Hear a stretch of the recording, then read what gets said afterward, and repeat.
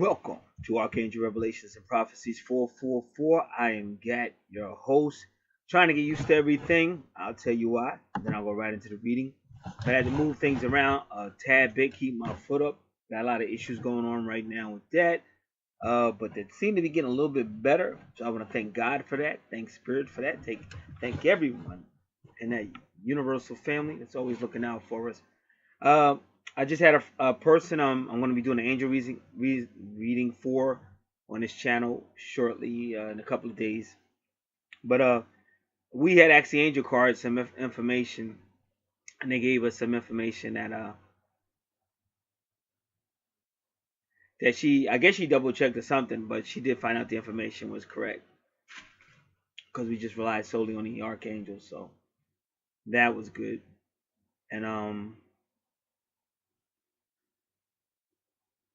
so that's why I do what we do. So yeah, it's always kind of rough because so much is going on. You got all these medications that messes you up so much, but it's starting to get a little bit clearer. And this is all in the universe. A lot of things are foggy because of these retrogrades, but you got to keep trusting in God. And even the astrologer said because of Jupiter now in Sagittarius, that you would have a stroke of luck that would help you, and you would maybe miss something that could have been a lot worse. So kind of hoping that's true, and just getting through this best that we can. So now we're going to go in. What we have is the person on the right. The person on the right requested the twin flame natal charts analysis.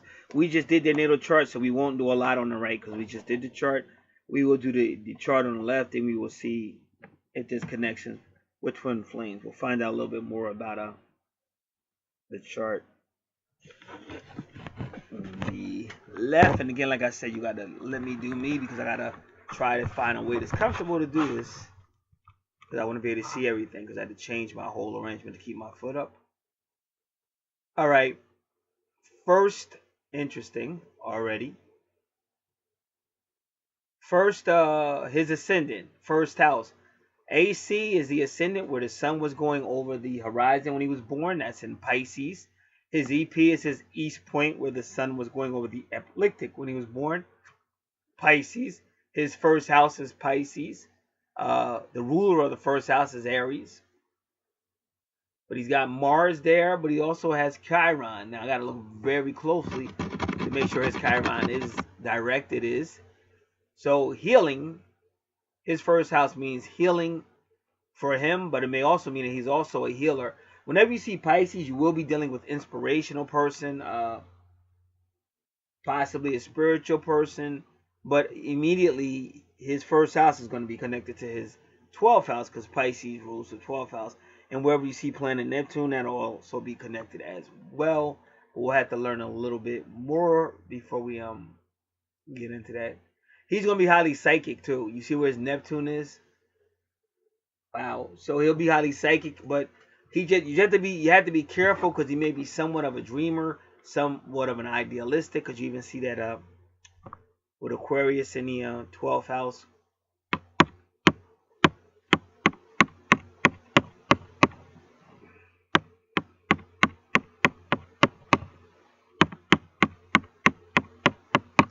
And they even put Scorpio in his 9th house. This is very interesting. Very interesting. But he's really telepathic and he's very psychic because it's going to be the 9th house, the Sagittarius influence, the Neptune influence, the Scorpio influence. But he will be dealing with a lot of not that that's necessarily a bad thing, because some people that have changed the world had a lot of Scorpio and Neptune and Pisces. So they were, they saw things differently. They're connected to the psychic world. Some of these people were dreamers. Some of the greatest, creators and things like that. But you just have to be careful. See, Aries is in the first house too. And actually Mars rules Aries. So this is a person that could really be very passionate, but almost dangerously passionate for what he believes in. And we want to make sure he's not a type of person that's relying on drugs and alcohol, because Neptune can do that sometime with deception and escapism, and so can Scorpio. So we want to make sure we're not dealing with that as well. So the first thing you want to look at is Mars. Let's say Mars in the first house.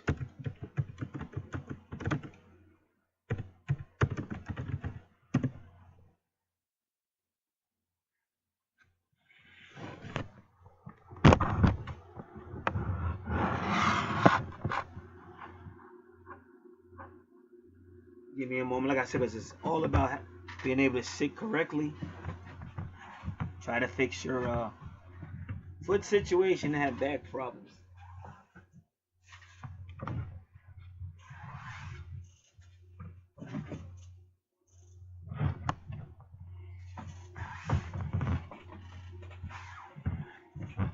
Alright.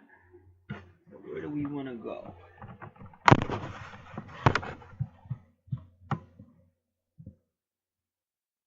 Okay, my astrology book. I like that one. And astrology, astromatrix.org. I like that one. Let's do astromatrix.org first.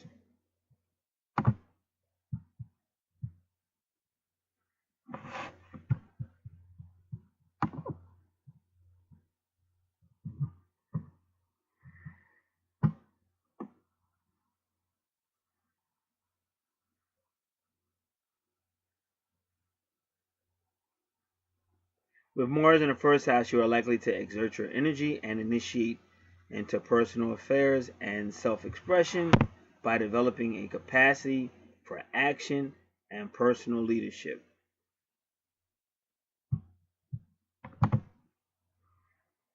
Self-confidence and courage are gained by active participation in rugged, physical, and competitive sport or other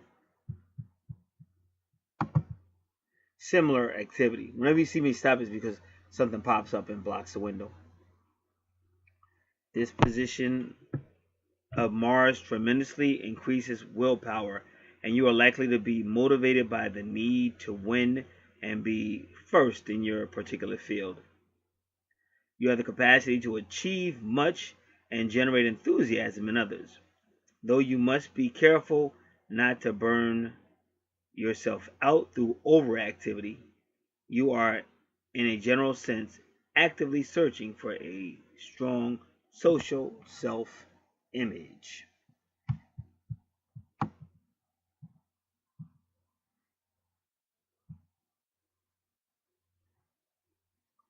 Mars in the first house in Pisces. Are they not going to give it to you? They did something, but they didn't give you Pisces.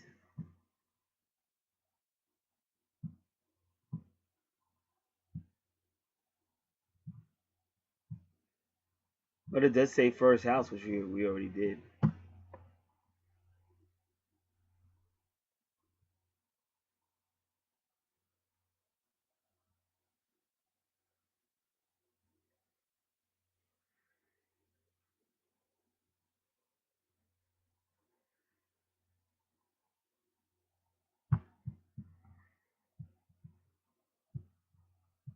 Wow. All right, I'm gonna try to look at this. I can't guarantee it because I'm not sure if this is what we're looking for, and I don't want to sit here and read all this and it's not what we're looking for.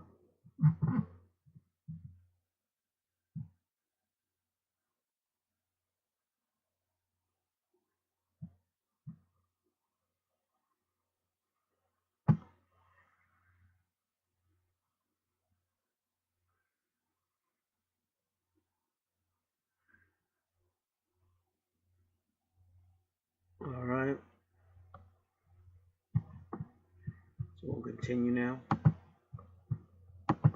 Now this is myastrologybook.com, Mars in the first house.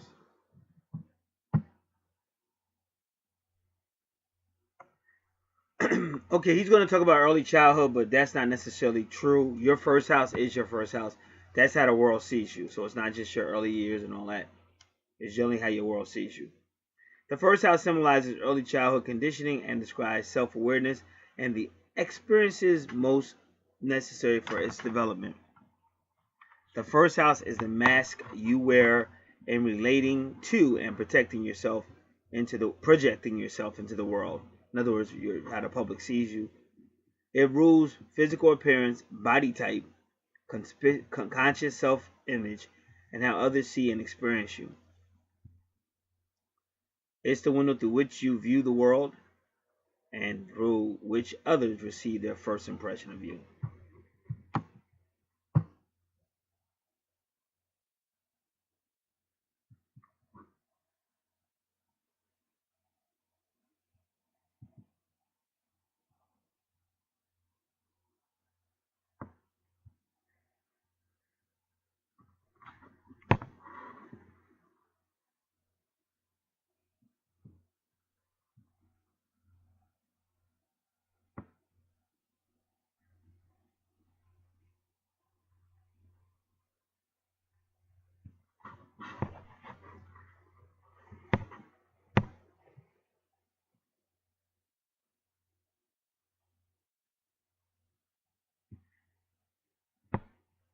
All right.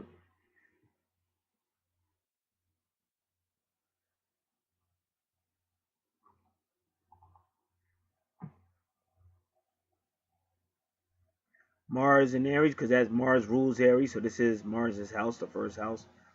You have a tremendous amount of energy and need a constructive place to put it with Mars in your first house.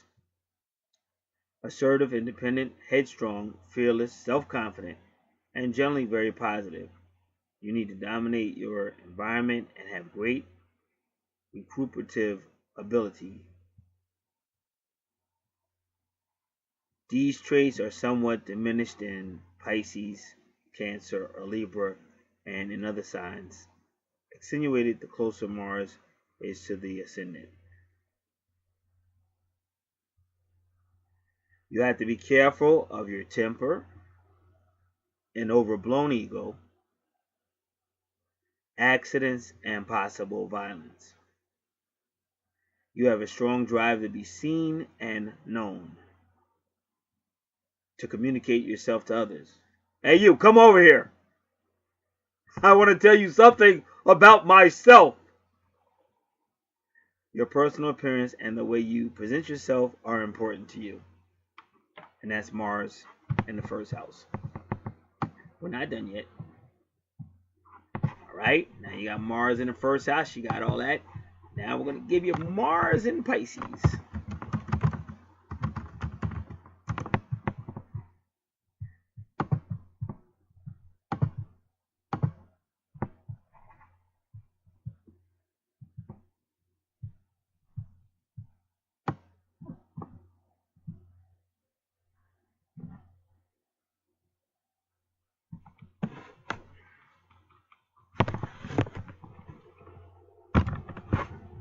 I think we'll do chart.com.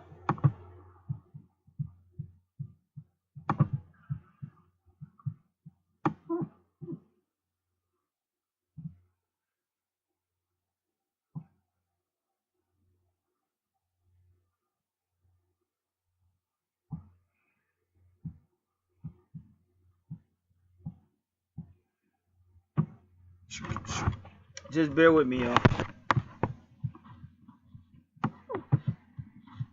I'm always trying to find ones that I think are going to give you a good. Well. I was just over Dr. Stanley. This is interesting. November 15, 20. I just read from Dr. Stanley for something else I was working on. I don't remember because I've been going through so much.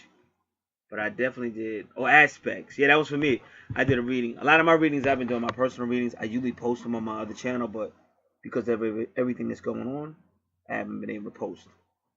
But because this is definitely a weird synchronicity, because Dr. Stanley don't be riding the internet like this. Like to see her 2 times in one day, I know I'm supposed to read this because she's not out here like that. And Dr. Stanley's been around for years, but she ain't on the internet like that.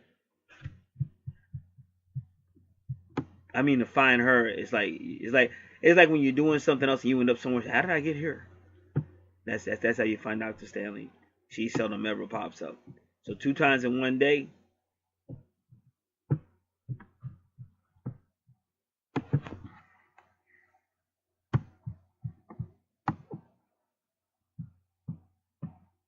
Right? She has a lot to say, but she's worth reading it.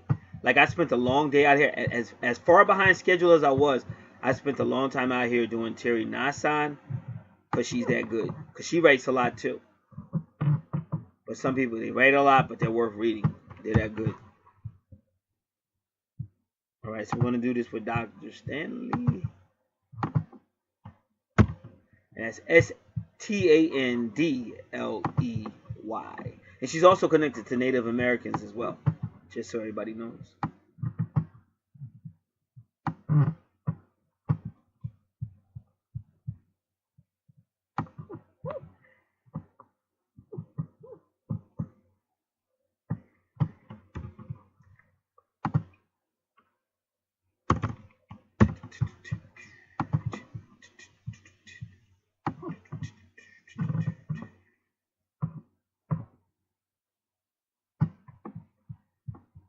Pisces, I believe, therefore I am.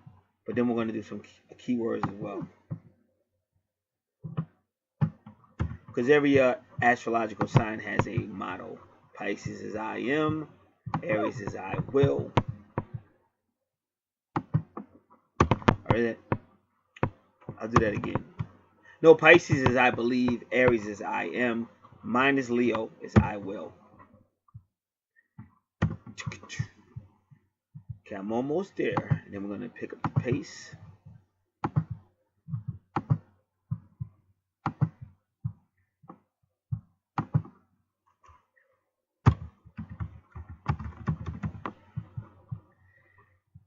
Pick up the pieces.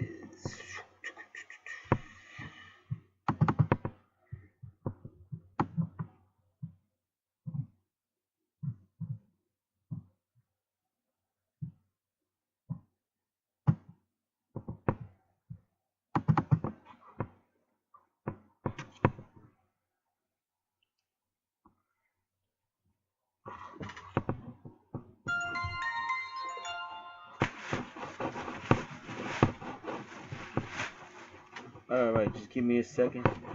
Just more BS that you have to deal with. I thank Archangel Chamuel for helping me. Now, we'll continue going. Mars and Pisces.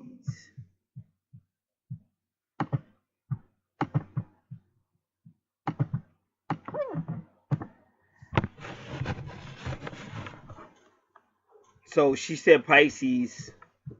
She should have said Pisces Mars. Pisces is I believe. Mars is I am. So she put Pisces I believe, therefore I am. But she meant to say Pisces Mars. Because that's the only way it's going to be I believe, therefore I am. The I am is Mars. Mars keywords: energy, aggression, action, and initiative, impulsiveness, adventurous, physical energy, courage, assertiveness, and rash. Mars will be in Pisces from November 15th, 2018 until December 31st, 2018. Mars has been in and out of Aquarius since the day after the U.S. general election for the President Trump since November 8th, 2016. The reason why she didn't put his name because she gets a lot of flack. Because she'll be trying to support him through astrology. But that's not why I came in. I came in because she's not on the internet like that. For me to find her 2 times in one day is like a miracle. And I know it's something here that you need to hear. That's why I came here.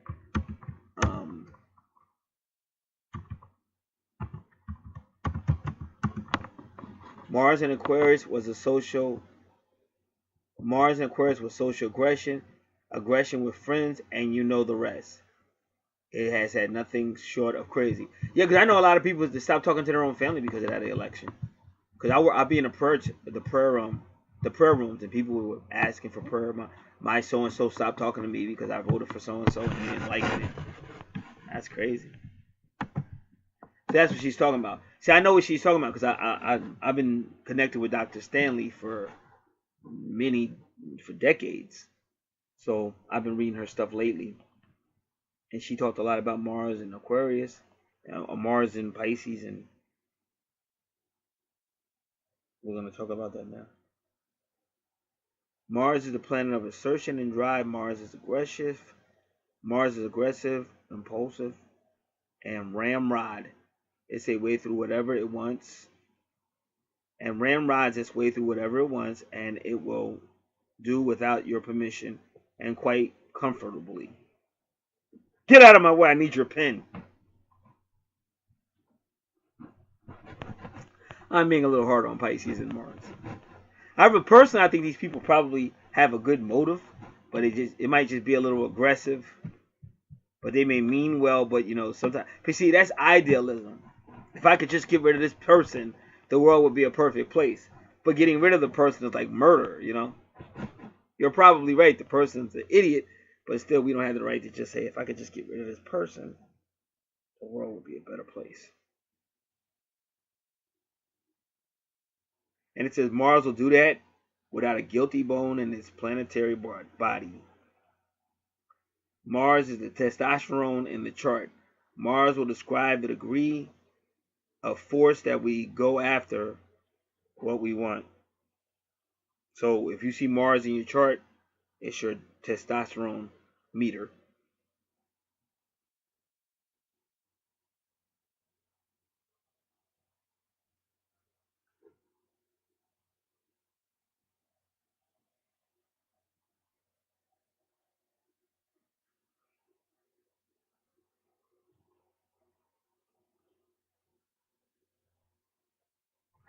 Mars will tell us whether we are forceful and confrontational, or if we prefer to sit back and watch. It will also reveal what motivates us and what desires will drive us most powerfully. The house that Mars occupies in your natal chart is where these characteristics will manifest the most. Again, but it's spiritual and inspirational. So he's all about that 12th house because Pisces rules the 12th house. And when you look at his 12th house, that's Aquarius. That's all about the community, helping people, technology, enlightenment. So those aren't bad, but it's just that the way the person goes about it. And that's what we have to be careful of. And that's why I try to take my time doing this. Because I didn't want to just see Mars and go, oh no, a psychopath nice guy. So I didn't want to do that. I wanted to read it, study it, and still do the rest of his chart. So I'm giving him definitely the benefit of a doubt. Just because you see Mars in Pisces, that does not necessarily mean ruthless aggression when he thinks he's right. Mars in the sign of Pisces is not a very strong placement for Mars because Mars is the planet of drive, ambition, and force. Mars will drive right over you if you are in the way. It will honk the horn if you don't press on the accelerator fast enough when the light turns green.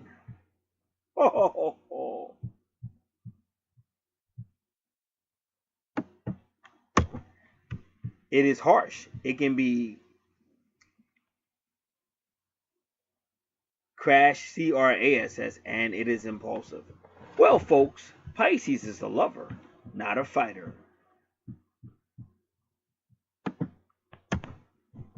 This reminds me of the Paul McCartney Michael Jackson song.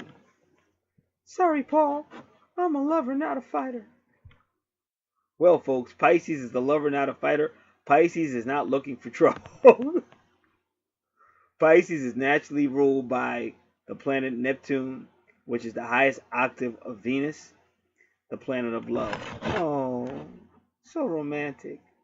Beauty in all things, wonderful and kind. So having said that, this is actually a very weak placement for Mars, unless of course someone is drowning and then Mars in Pisces will kick in and rescue that person.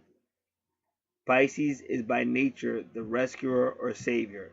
That's really what the 12th house is really about. It is about endings and karma and all that and dealing with your hidden things, your subconscious mind, but it's also a service house. This is where you go to serve people for your karma. You can kind of associate it with your karmic debts. Pisces is by nature the rescuer, the savior. If I had a child with Mars and Pisces, I would make certain that kid was on the swim team. Mars is much stronger spiritually than it is physically. So spiritually speaking, this is a very strong placement for Mars. So that's what I'm trying to tell you. That's why I didn't want to just assume. This person is interested in changing the world around them. And he may not know it or not. He got psychic stuff too. So that's why I hate religious deception, because you can see people like that. You know, they really got gifts from the universe, but they're being deceived by the matrix religion, and they're scared to use their gifts. And if you listen to these people out here on YouTube, they'll be talking about astrology, but they won't say astrology. They go, "Oh, I'm talking about the stars, but it's not astrology, it's astronomy," you know, and they'll do everything. "Oh, I'm talking about numerology, but not evil numerology, but you're doing it. But you feel, because you're conscious, because you're being lied to, so you can't really say what it is. And then whenever you do that, like when you look at officers, they're strong and powerful because they have their gifts. You know, they're not gonna feel guilty to pull their weapons out. So why should you? Why are you so guilty to use your spiritual gifts and your spiritual weapons, and you got to double talk and backtrack and all that foolishness? So that's why when people listen to me, they hear the way it's supposed to be done. You're not supposed to be ashamed of anything, but you do have to learn the truth. And a lot of people, they just feel comfortable with the matrix, and you can't help them. If that's where they want to stay, that's where they want to stay.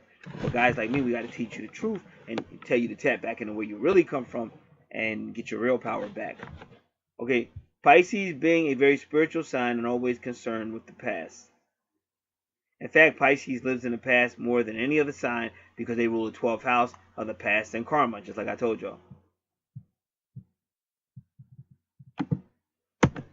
This is why you will always hear a Pisces drop the K word, karma.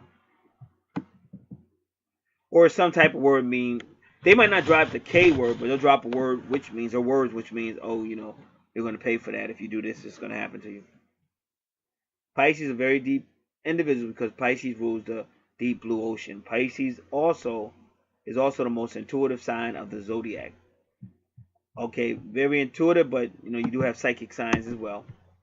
You got Mercury, and even, believe it or not, a lot of people don't give Cancer a lot of credit. Everybody tries to call Cancer just like the crybaby, but how do you know the crying hasn't? See, y'all gotta understand Mother Mary, because Mother Mary cries a lot too. So how do you know that the crying isn't based on intuition or psychic things or knowing things? You gotta remember that.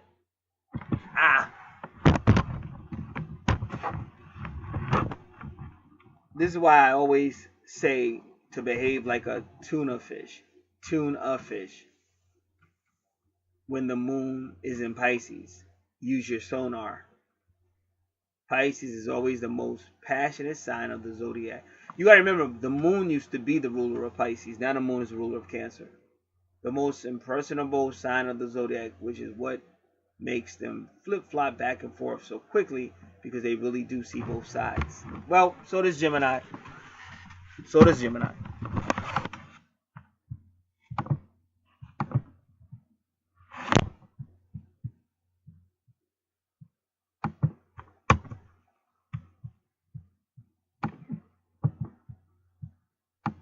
They're able to do that unlike others. Gemini can do it too. It is a gift, not a curse. It is a strength, not a weakness. Pisces is a mutable sign, meaning it is changeable, flexible. Imagine how flexible the body of a fish is. That's a good point.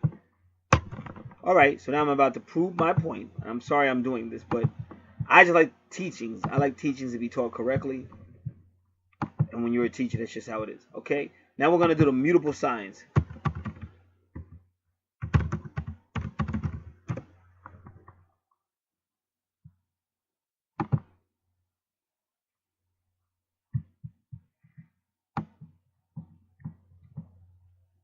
In astrology, the 4 mutable signs are Gemini, just like I said, Virgo, Sagittarius, and Pisces. So Gemini can do it too. Gemini and Pisces both can see both sides of a situation,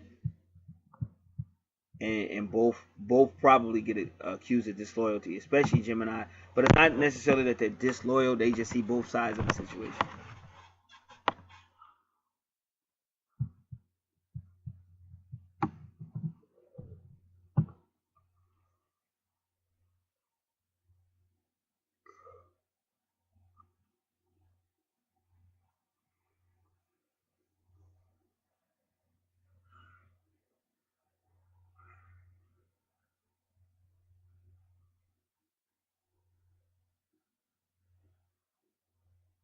They said because when Mars is in Aries, when Mars is in Aquarius, when Mars is in Pisces, excuse me, she said use Mars's aggression to tune in.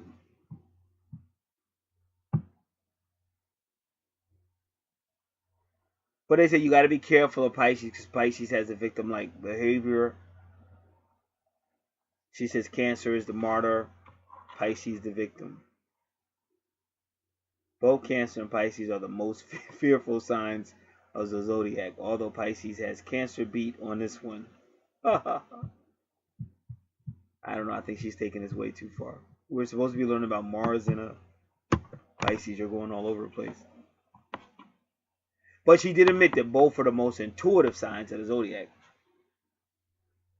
Although Pisces has Cancer beat on this one as well. Even still, if that fear. But I'm trying to tell you that's not necessarily true. See, this is what you guys don't understand. It's like when you saying your mother's nagging the hell out of you. Your mother's nagging you because she got some psychic shit going on and she knows. But that's how she communicates it. But because she doesn't come out and say it, you just go, oh, I wish she stopped nagging me. But she's actually, like, she's intuitive. Like, that's why I said that's, I learned that through astrology. It's not that she's just nagging you. She just knows shit going on. And that's how she communicates it.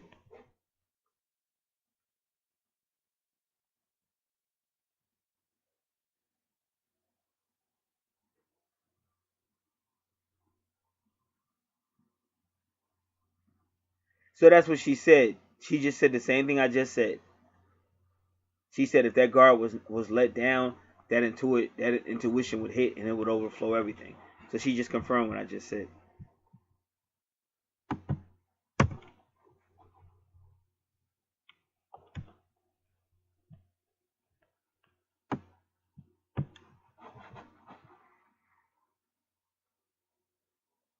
All right, so she's just going on and on. Now she's talking about Black Friday. We're supposed to be talking about Mars and Pisces.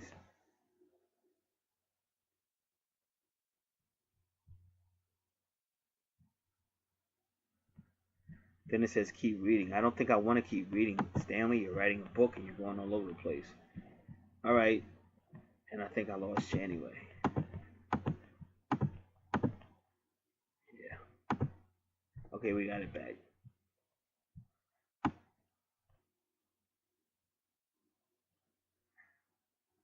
Because she said keep reading. I'm trying. Okay, keep reading.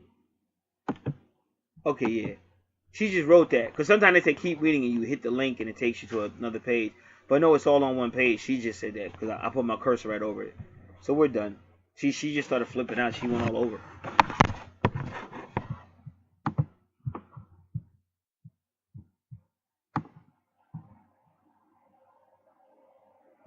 This is Terra.com. Mars and Pisces. Assertive Mars can seem out of place in watery Pisces.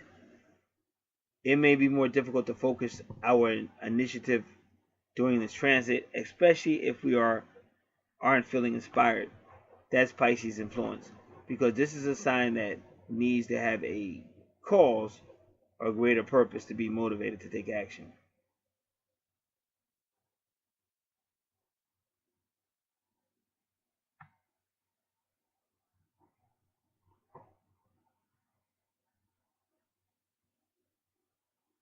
Pisces is all about faith, compassion, and healing those who suffer unconditional love.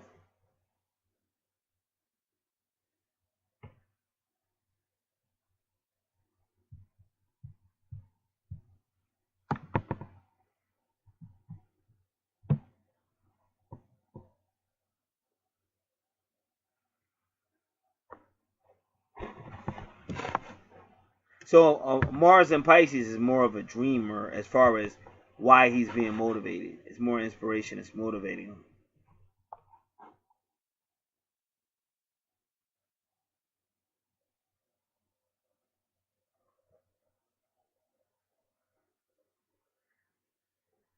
So if you're dealing with a Pisces, a Mars and Pisces that kind of has it together, they will be aggressive, but it'll be aggressive in a different way, like compassion.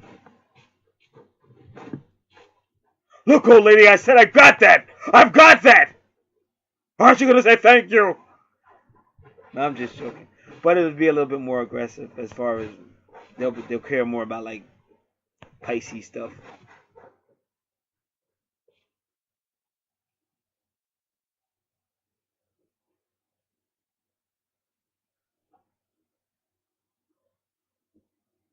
But you do gotta watch out for the people that use aggression to make a better whatever. and they don't care about, you know, who they knock over doing it. That guy's an idiot. If we get rid of him, it'd be a better place, and then you go over there and, you know, do some bodily harm or something. But that's not the right way to handle it either.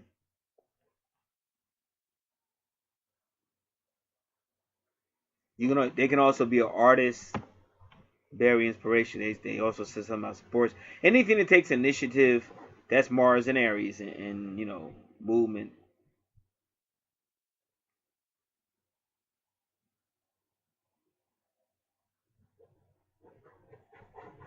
I don't think Mars in Pisces is passive though.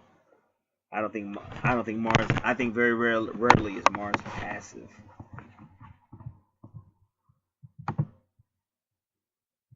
All right, so we got that ascendant going on there.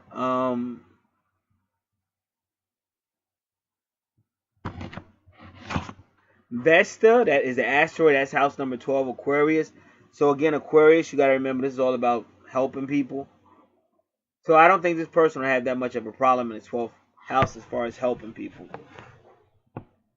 And when you talk about Aquarius, you also want to look at the 11, because the Aquarius rules the 11th house. So you want to look at the 11th house, see what's going on, and also wherever Uranus is at too. So we'll get to that. But this is going to be a type of service person. And still, anybody in the 12th house, you have something in your subconscious mind, a past life that you still have to bring out and open and deal with it. That's the whole purpose of the 12th house, really, to bring this stuff out so you don't have to keep carrying it.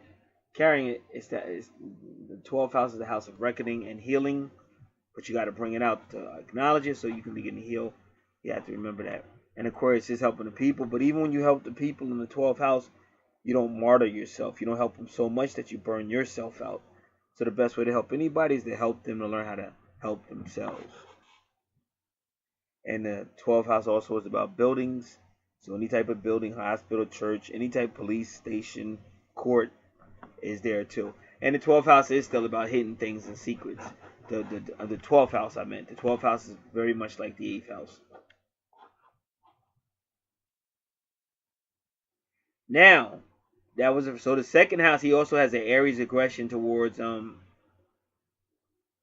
finances. The second house is finances, value system.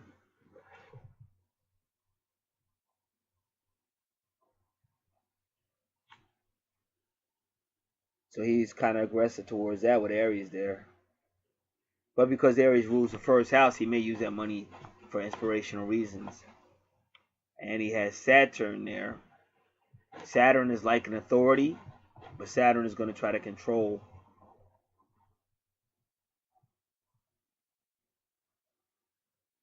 See, that's why you just have to be careful. It's definitely going to be control. I waited, but it's definitely going to be a control issue with this dude. Because once you see Saturn and Aries, this dude is going to tell you how it is, and that's his true north node too. Your true north node is your purpose. That little horseshoe, it's your purpose in life. Now, okay, I was looking for that R. Yeah, good. Because when you see that horseshoe without that R, that's usually something very dysfunctional. But he's got his R. So yeah, so this guy is not. He will push forward on his idealistic beliefs. Like he may see things a certain way, and if he sees it a certain way, he's going to be somewhat aggressive to get it.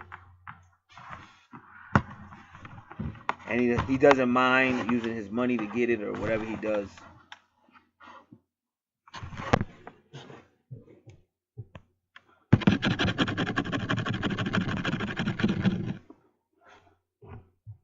So now in the third house, again, that's your siblings, young ones, education, short travel, creativity. But you have Taurus there, and Taurus really rules the second house.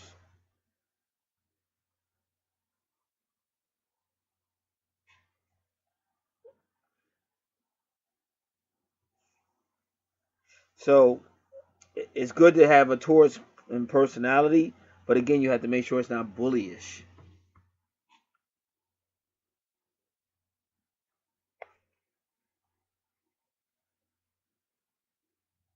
So got to make sure when you're talking to people, you're talking in such a way that you're giving them the opportunity to come to their own decision and not trying to force them to support your agenda.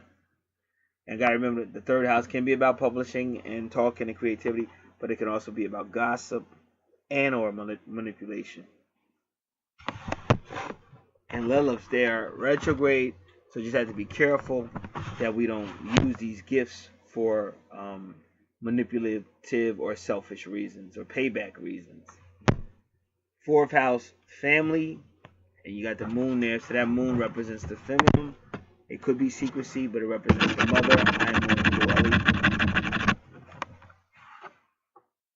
And again, it's something with young, because when I keep seeing Gemini like that, it's something with younger ones.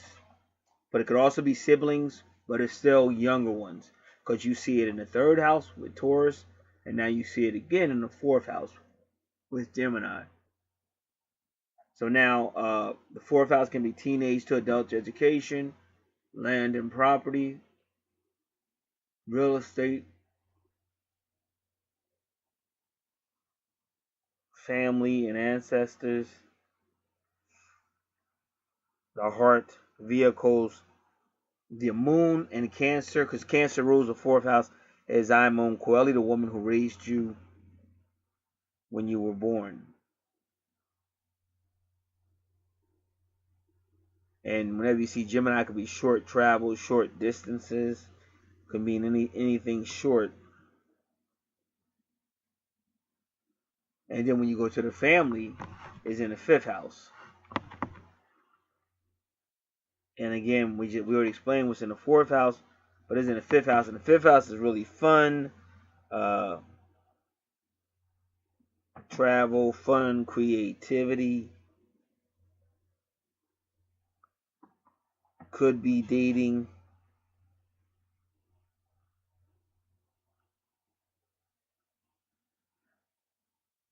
And again, the implication is really children.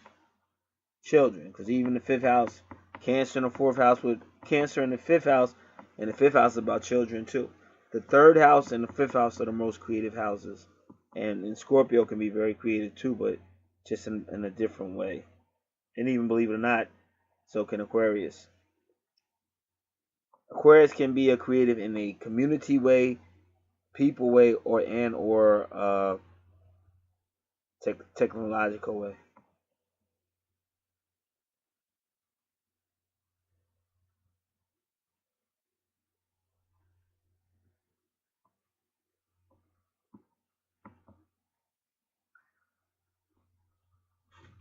Then when you get to the sixth house, I want to see if there's any asteroids. Okay, so good fortune is in the fifth house.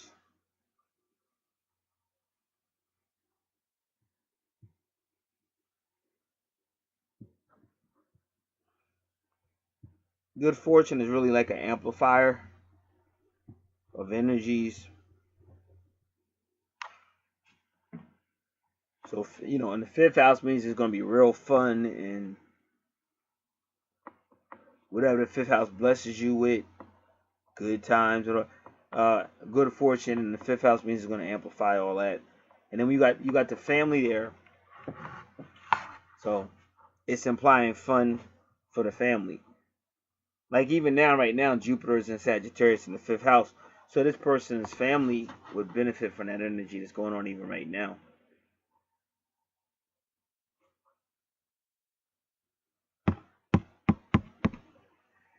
And then Leo in the home. Well, the sixth house is home, health, service, daily activities. Again, young ones. So this person is really connected to young ones. Young ones, young animals, small children. And again, it's fun though. So it seems like he's in it. He has to have a fun household. Like that's more important to him. I don't know if he was raised in a fun house, like his house had fun, but it seems like fun is one thing he has to have for his family. And I think he likes children too.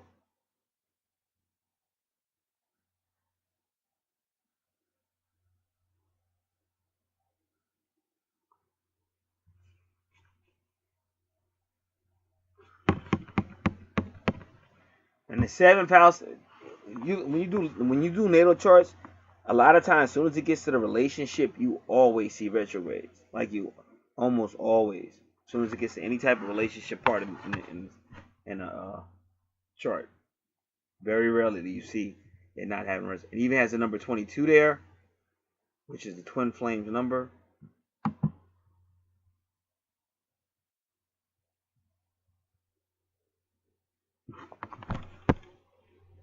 Now, this is the 7th house, but again, it's the home. But the 7th house is relationships, partnerships, could be business partner, legal matters,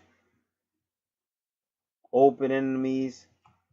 Some people say it has the cemetery as well. Cemetery. Now, Pluto retrograde means in order for this person to get to where they need to be in the 7th house, something has to be taken away. So in the 7th house, Virgo energy, Libra energy, something has to be taken away. Pluto's going to make sure something is taken away. And why do they do that? Because sometimes we're relying on something so much that we're not really progressing to where we need to be as far as our natal charts are concerned. So Pluto takes it away. And when you see they're both, and Saturn and Pluto both teach lessons. And Saturn also teaches you a lesson. And sometimes when you look at it, there could be maybe it was a little too much aggression. A little too much aggression in the house of finance, possessions, and value systems.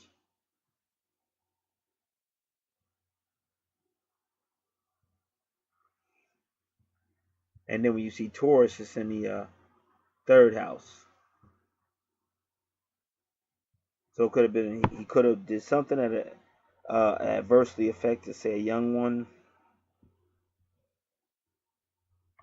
Maybe he's being a little too aggressive. But it's so then Saturn would do something as well. And then you see it again in the home sector where Pluto retrograde is there. And when you have Jupiter retrograde helps you reevaluate ethics. And remember, this is in the 7th house of law. Pluto helps you reevaluate ethics, or even things concerning a home, or the person may have felt a certain way about a relationship, but now they feel differently because of Jupiter retrograde, or vice versa. But Jupiter retrograde causes something to change. Something you didn't mind putting up with before, all of a sudden you kind of don't want to put up with it. Or something you didn't want to put up with before, now all of a sudden you're saying, oh, I see things differently. That's what Jupiter retrograde tends to do. It also questions values and ethics, belief systems. But again, the karmic number there is 29 degrees. That's your karmic number. And right away, it's a shakeup. Because Jupiter's going to hit, and something that was going one way is going to go another. Or something that was quiet now is talking. Something that was talking is now quiet. So that 7th house has a lot of shakeup in it. 7th house ruled by Libra, and then also the Virgo energy, which is representing the home, but astrological sign Virgo. And whenever you see those other planets, they rule signs too. So you want to know what those signs are, because these are things you have to be on the lookout for on the natal chart, throughout your natal chart. Then again, relationships right there in the 8th house. Libra's in the 8th house. So that can be turmoil too. I'm sure you have your free report. You should read over the 8th house to get familiar with it, because these are all things that are going to be going on. And remember, we can't get past that Aries energy and that Mars energy, because that's definitely going to be watery. And because Libra's in that 8th house, so it's definitely going to be watery. Might be some power struggles, codependency, stalking, or that's stalking when you start trying to find out information about a person and they don't know you're doing it. That's kind of like stalking. But it's all that's money. That's the money too. That's also money, other people's money, business. All this is in the 8th house. And Pallas also is learning patterns, seeing patterns. That's Pallas, but also Pallas is the social issues. And then you see that Curious is that retrograde. That hook is Curious. Because mine looks funny. Give me a minute. Because my screen is real funny.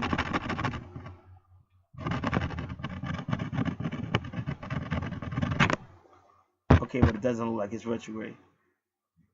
Because Curious can mean nurturing as well. That asteroid. But either way, you can see with his seventh house and eighth house are going to have some shakeups. Definitely some there, but that's probably because of Aries energy, and which we haven't. Yeah, we did see Mars over there.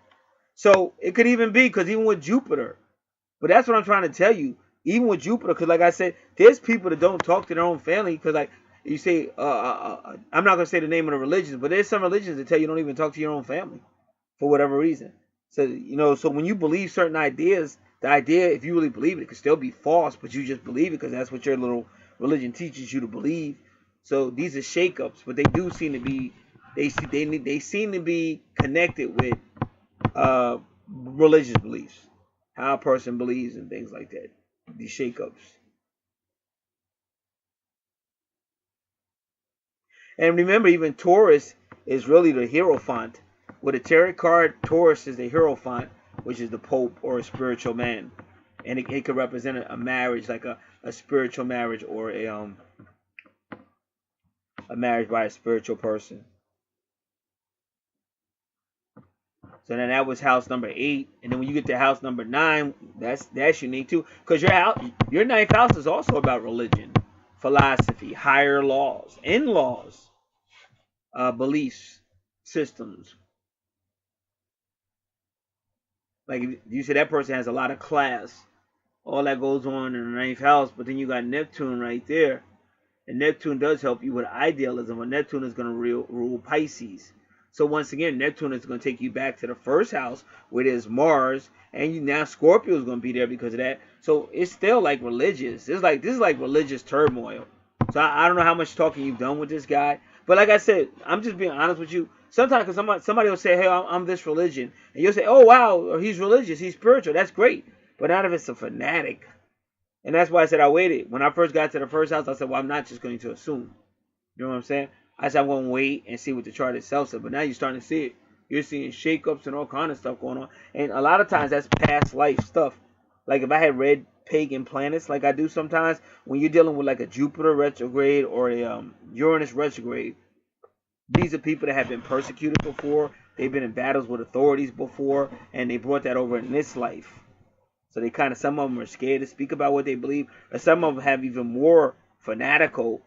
You know what I'm saying? Because in their past life, they went to war. They might have been put to death because they had these beliefs, and the government didn't want them. So the government persecuted them and overthrew them. So they still kind of have that. Like they wake up in this life still ready to fight that crazy stuff. Some wake up scared to death for talking about religion and all kind, and others wake up still with that same attitude, like you're not gonna stop me. And some of these people have been put to death in past lives. And you can see this person is a fighter, and they're gonna fight for what they think is the people, and they're gonna fight for these belief systems. You can't get past it. And for some reason, that's how they view the person they're gonna be in a relationship with. Like you gotta kind of believe that stuff too.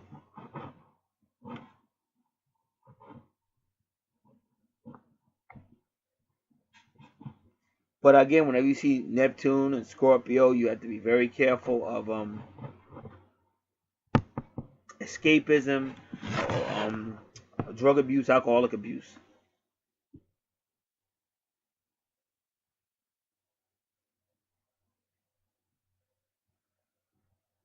So now when you get into the 10th house, 10th house is ruled by Capricorn, that's ruled by Saturn.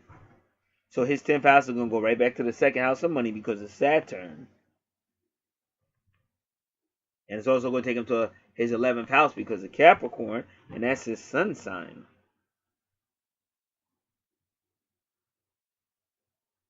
So when you see a moon sign Capricorn, that could be a past life moon sign. Capricorn could be a past life, but it dealt with the feminine side, the emotions, if you see a sun sign Capricorn, that could still be an old soul, but it's dealing with the ego now. And that's why I said you have to really believe. You may really mean well, but it's still the ego. I mean, like a Leo, I know for a fact, a lot of stuff I did in my lifetime was actually unselfish, and I still got in trouble. Because they're like, oh, you know, sit down, you're a Leo. You're a Leo, so we know you're just trying to steal the spotlight. And I'm actually looking out for everybody in the room and stuff. Cause, you know, nobody really does that, but Leos do stuff like that. But I was still treated like it was an ego thing. So I still had to learn, like I said, I always wanted to move ahead, but I always felt like I was always being pushed into like what I call, like I'm not selfish. I'm not none of that stuff. But you're still gonna have to deal with it. As long as you're on this planet, you're still gonna get pulled into it. And that's when the Bible talks about the book of Job or Joseph. These are people that were not like that, but they still got pulled into it. And even when you say, "Oh, I'm a Christian," well, your Savior died for everybody else's sins. He didn't commit no sins. So that's why I said, as long as you're in third dimension, that's a fact. So you might be one of these people to get up early in the morning. You think you're going to change the world, but you gotta really know when to move and when not to move, because otherwise you'll become the bad guy. Even though your motive was pure. And that's a hard pill to swallow when your motive is pure and you still go down to somebody that was selfish and uncaring or stuff like that. And that's what the book of Job was about. But if you really study it, that's why he got singled out, because he was helping everybody. He was the most righteous person on the planet. And that's why in the 12th house they tell you, you know, help out, but don't kill yourself. Don't martyr yourself. People still have to learn how to be responsible for their lives. You can't solve everybody's problems. So now, I just got to move one of these feet, excuse me.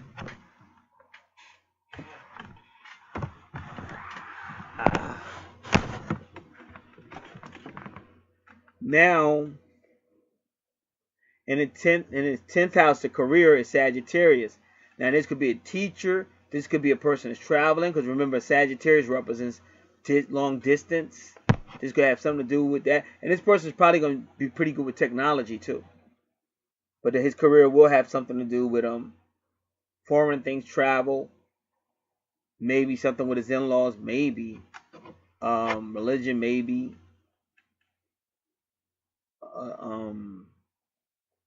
Culture, class, philosophy.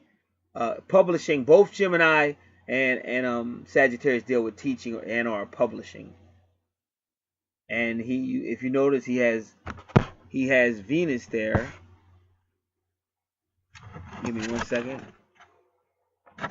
So that'll be some type of love there as well. He'll probably use that platform to promote love, but he may also find love there with that Sagittarius energy. Medium Coeli, MC. Medium Coeli also works with their true north node. So wherever we saw his true north node, okay, now it's taking him right back to Aries. See, his second house is his 10th house, and his 10th house is his second house. And it's also, we already proved it, that's karma. So you can't get past, he's probably in a past life, and maybe even in this life, he's going to use too much aggression for his altruist ideas. And that's why, you know, he's got Venus there.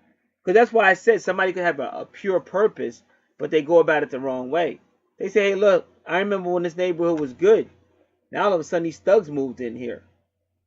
Well, that's not right. You know, these thugs can't just move in here and change this neighborhood.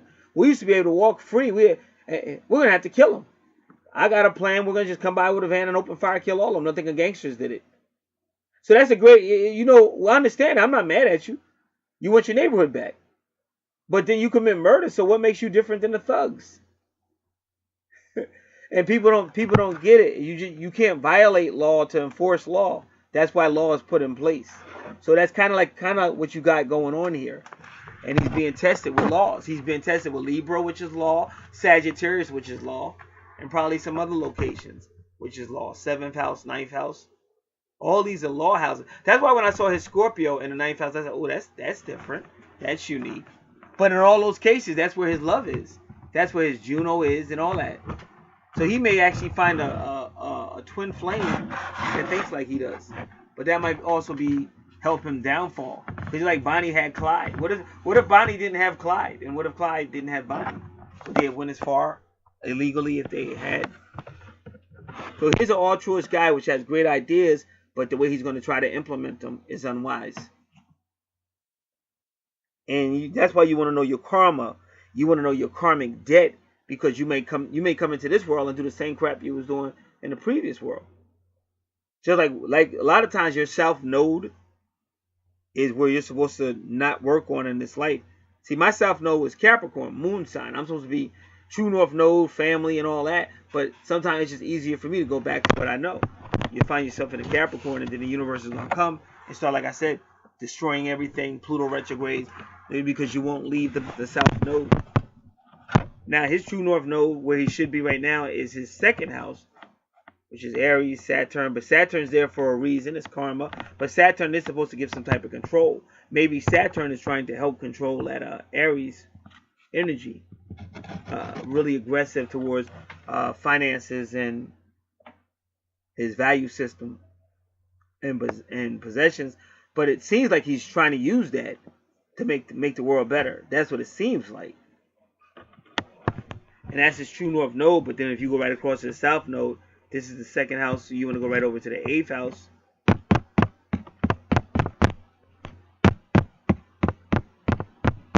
And see, his 8th house is the south node, past life. And now this is some type of relationship in the 8th house. But that's why I was alluding to the fact that maybe that's how he got in trouble. And plus, remember, Libra also represents the law. And maybe that's why now they put him in the house of I am. See, I am is about you. But maybe in his past life, he got in trouble because it was we.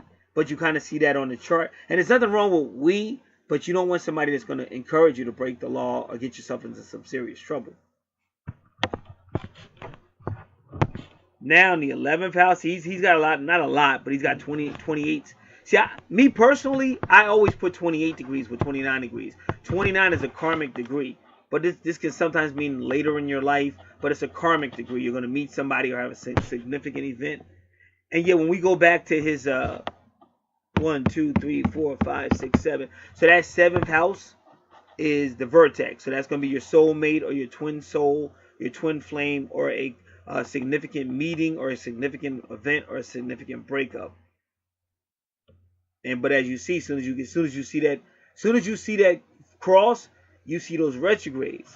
Pluto retrograde, which is the shocker, to really break everything up.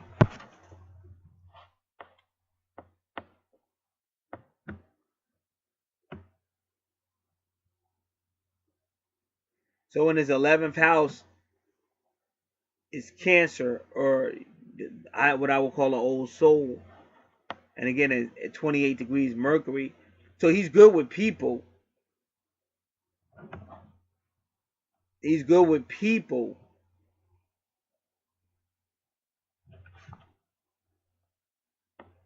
But he's got to learn, if he's going to motivate people, he's got to motivate people the correct way.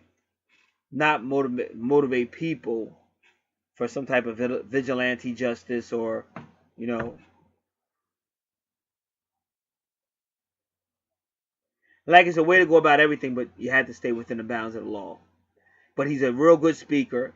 Mercury means he can think really good. He can organize and create really good. He can got his thoughts together. He's very creative, a great speaker. When you go to his 3rd house, which is ruled by Gemini, Taurus is there, and Taurus is somewhat of a teacher too. So is Sagittarius.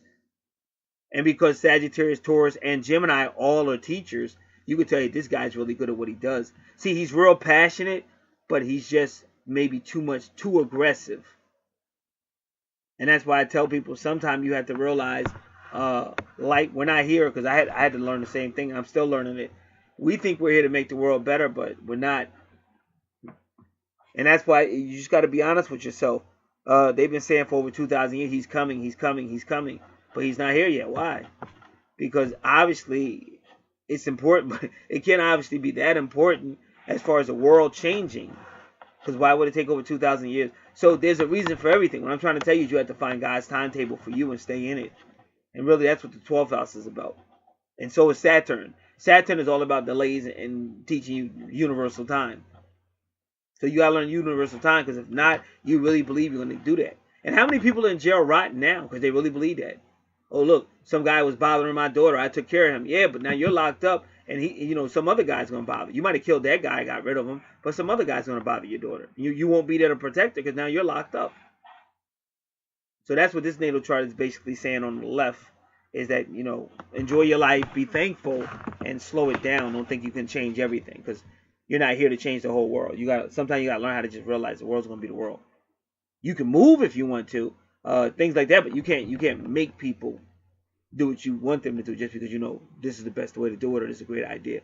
Because that's what they tried in Nazi Germany, and they ended up destroying everything. Not only their own parties, their own army, everything they destroyed in Germany, as well as the country itself.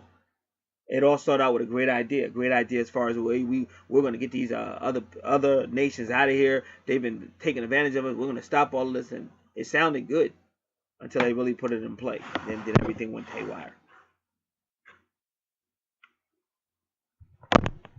All right, now, like I said, the chart to the right, we recently did it. So now we're just going to look for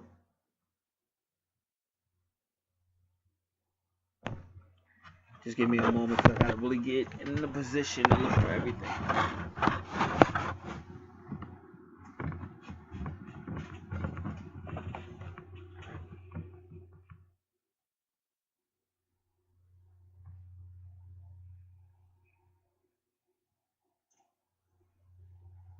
So yeah, the first thing you can do, the 7th house, Virgo. Yeah, it's interesting. See, I don't know if she even knows that, but her Virgo, look at her Virgo, and you got Pluto retrograde and Uranus retrograde. So does she.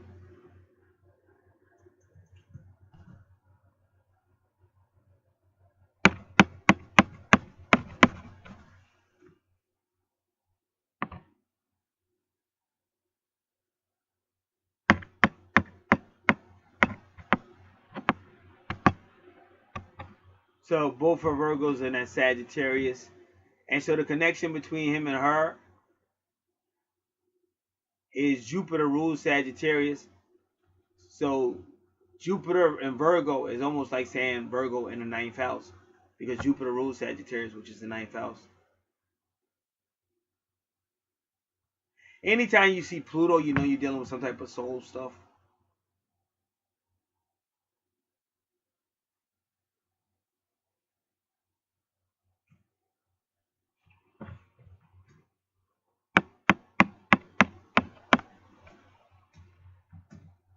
All right, Vertex, Virgo. All right, check her 6th house out. 1, 2, 3, 4, 5, 6. Gemini.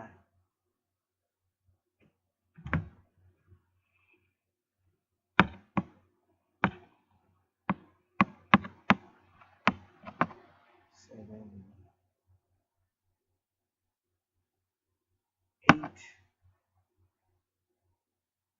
is Leo, is Libra.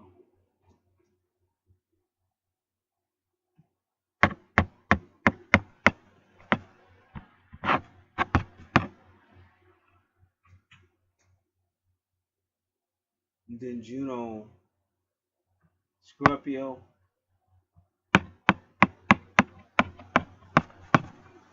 Juno, Scorpio.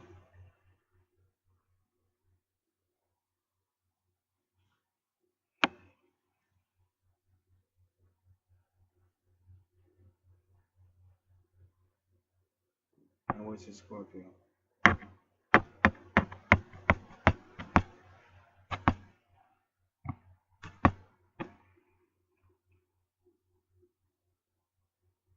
Venus and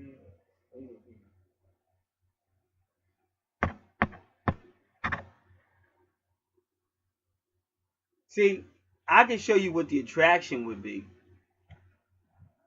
Ascendant. His ascendant is Pisces. Her sun sign is Pisces.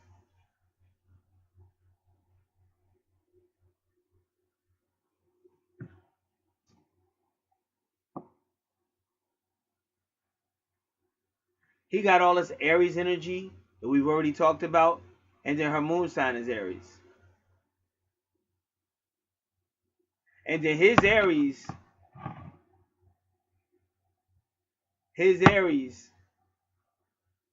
is connected to, we did that, I'm just trying to make sure how we did it.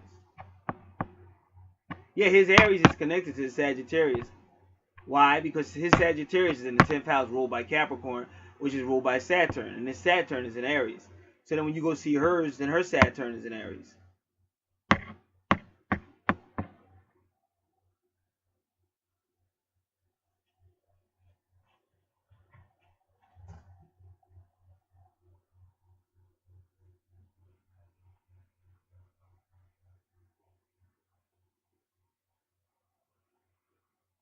And then his sun sign is Capricorn. So then her ascendant is Capricorn.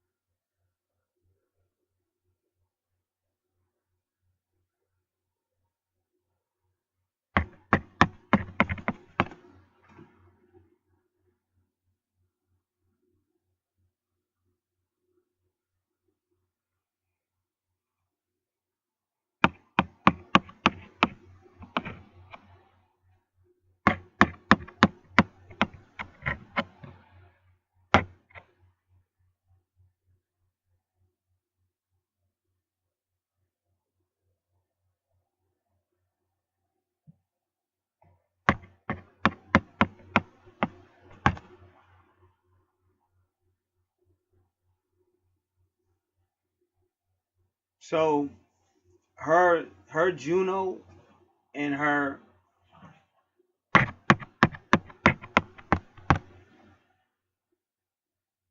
her Juno's in her 8th house. His Juno is in Scorpio. Scorpio rules the 8th house. But see, the guy she's looking for would probably be some type of Leo energy, Leo or Scorpio energy. I mean, as far as if you were looking for her, if she was looking for her twin.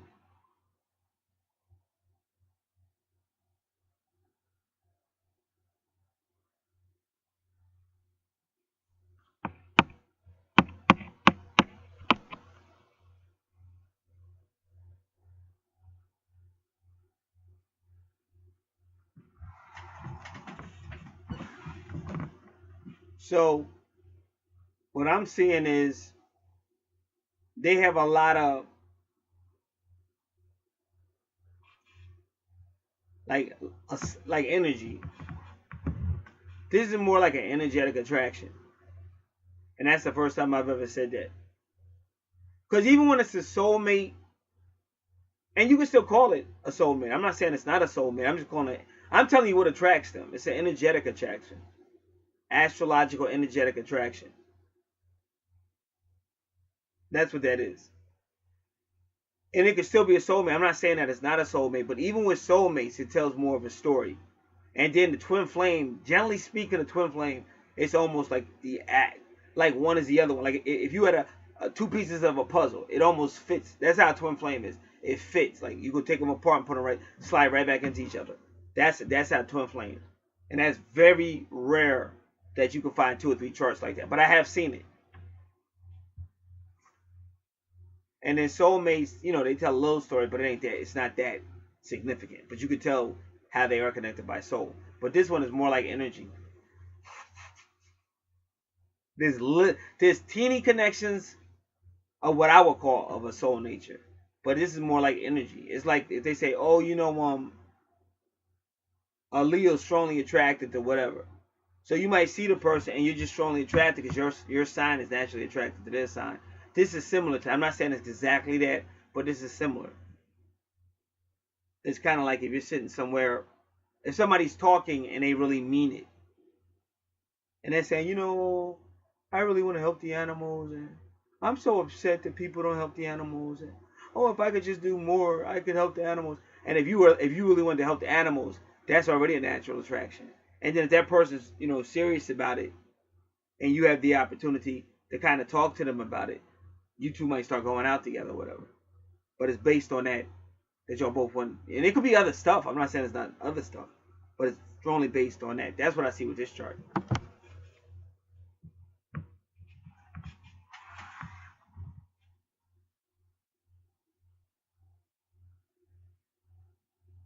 Because even in her 12th house is Sagittarius.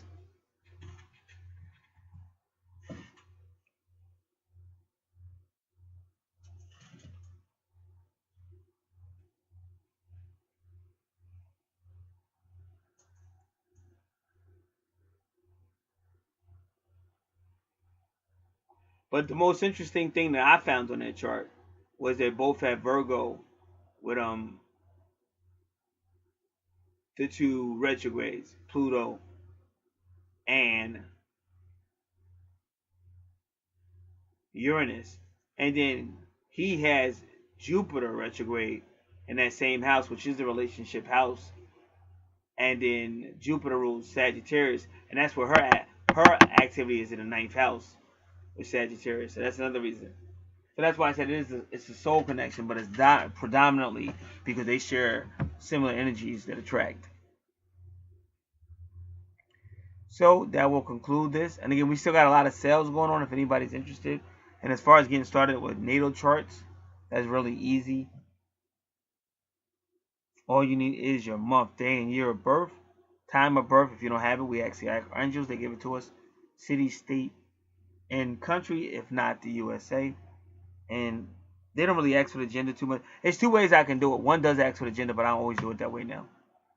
So either way, if you have it, you can give it. If not, that's fine too, because we don't really need it. So and you can get started. And all that information is in the description box. Any question, you can always contact. All right, so that should take care of this chart. God bless.